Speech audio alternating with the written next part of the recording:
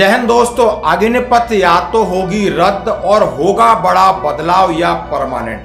हाँ जी दोस्तों, ये अभी की ताजा खबर है। जैसे कि नई सरकार बन रही है, उसके सहयोगी दल जनता दल यूनाइटेड और तेलुगु देशम पार्टी ने इसकी मांग रख दी है। आप देख सकते हो, मंत्रालय, उड्डयन मंत्रालय, रेल मंत्रालय, अग्निवीर योजना को लेकर के हमारी पार्टी चाहती है कि विस्तार से उन कमियों खामियों को दूर किया जाए, बिहार को विशेष राज्य का दर्जा दिया जाए। अग्निवीर व्यवस्था तुरंत खत्म होनी चाहिए। प्राइवेट सिक्योरिटी एजेंसीज और कंपनियों ने भी अग्निवीर के लिए प्रायोरिटी तय की कि आप सीधा सीधा हेडलाइन दे सकते हो कि 3.0 एनडीए जो गवर्नमेंट है उसके सामने मांग रखी गई है कि big boost of NDA 3.0, JDU breaks one nation one poll and UCC want to review of Agniveer scheme. इन्होंने कहा है कि इस अग्निवीर से न देश में न सेना में कहीं भी पॉजिटिव प्रतिक्रिया नहीं आई है और ये चुनाव में भी काफी नुकसान हुआ है।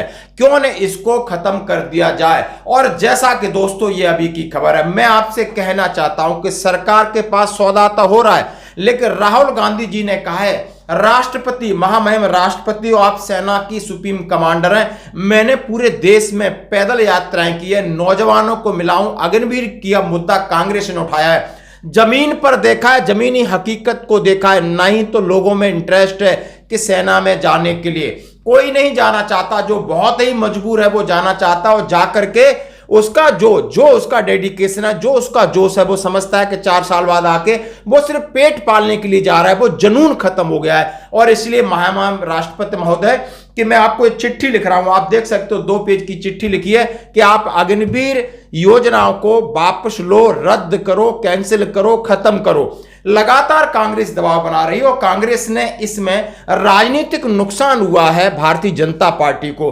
और जहां तक सभी अब जितने भी एविडेंस है, सेना के अंदर बाहर कोई जबरदस्ती स्टेटमेंट दे रहा है वो अलग बात है, लेकिन इसका किसी ने समर्थन नहीं किया है। और दोस्तों अब सरकार के ऊपर दबाव है। अब सरकार के ऊपर किस प्रकार का दबाव कि सरकार जैसे कि तेलुगु देशम पार्टी, चंद्रबाबू नायडू जी और नीतीश कुमार, एन फैक्टर के ऊपर सरकार टिकी है, सौदेबाजी शुरू हो गई है।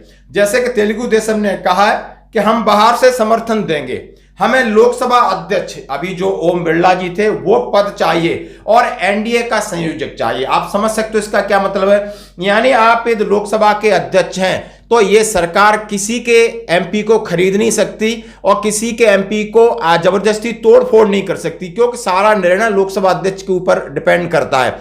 तो उन्होंने बोला कि सबसे बड़ी कि उन्होंने कहा है कि सरकार आप चलाओ और चाबी हमारे हाथ में रहेगी। वो चाबी के लिए लोकसभा अध्यक्ष का पद और एनडीए की जो कोऑर्डिनेशन है, जो संयोजक है, कोऑर्डिनेटर है, वो मेरा रहेगा, हम बाहर से समर्थन देंगे। और दूसरी जनता दल यूनाइटेड ने कहा है हमें कम से कम गृह मंत्री या रक्षा मंत्रालय तो चाहिए चाहिए, इसलिए वो अग्निपथ स्कीम को कैंसिल करने की बात कह रहे हैं। यानी सौदा आपने देखा होगा कि ये अब सरकार है सौदे से चलेगी, दबाव में चलेगी और जरूरी है अंकुश लगाना। तो आप समझ सकते हो कि अब अग्निवीर का क्या भविष्य होगा। इससे पहले जनरल वीके सिंह जो सेना के अध्यक्ष रह चुके, उन्होंने कहा है कि इसमें बदलाव की जरूरत होगी और सरकार बदलाव करेगी। यानी मन से सब स्वीकार कर चुके, भले सफाइयां चाहे अमित शाह जी कुछ भी सफाइयां दें, इनका ये भविष्य होगा। भविष्य इंडिविजुअल का नहीं करेगा, इंडिविजुअल के भविष्य के लिए आप बहुत सारी प्राइवेट कंपनी वैसे ही नौकरी दे दो ना। जरूरत है कि आप सेना को कमजोर करने के बाद उनको निकाल करके फिर आप उनको नौकरी कहीं भी देना है, पैरामिलिट्री पोस्ट में देना, आपकी मर्जी कहीं भी दो, लेकिन आप सेना और सैनिक और देश को कमजोर नहीं करने के लिए इनके ऊपर लगातार दबाव है। अब ये बैकफुट पे और ये योजना जरूर जरूर जरूर 100% होगी रद्द या सभी लोग होंगे पक्का परमानेंट। अब इसका पूरा बिसात बिछ चुकी है, चारों साइड से दबाव दोस्तों। ये भी अंदर ही अंदर स्वीकार कर चुके हैं कि चुनाव में हमें काफी बड़ा झटका लगा है, खासकर नॉर्दर्न बेल्ट में। धन्यवाद।